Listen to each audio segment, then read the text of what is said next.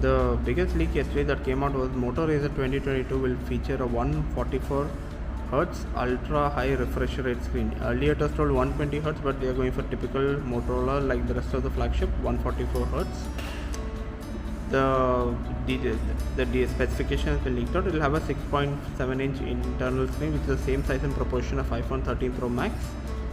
It will support 1 billion colors, DC dimming, dual SGS, low blue light, low smear certification, and support HDR+.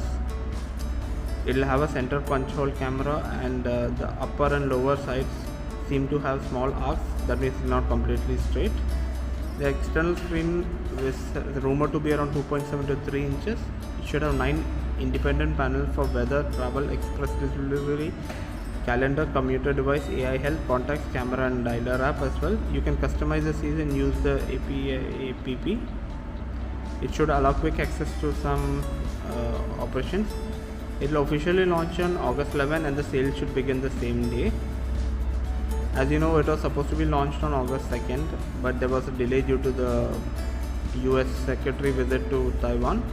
There seems to be a new tripod mode which is very similar to the flex mode of Samsung.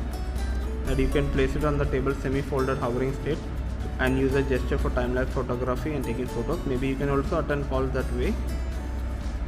The upper half of the screen displays the capture image and lower half displays the camera operations. So it will help to reduce the use the phone again and again. You can use it in a semi-folded state. But let's see how the design will be.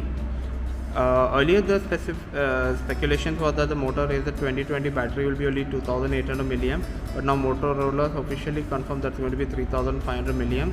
So basically from a battery which is smaller than the Z Flip 4, it's going to be much bigger than Z Flip 4. Let's see how it turns out to be. Both will have same processors for the first time, and pricing also should be similar, but I expect Samsung to be a little bit cheaper, but let's see how it turns out to be.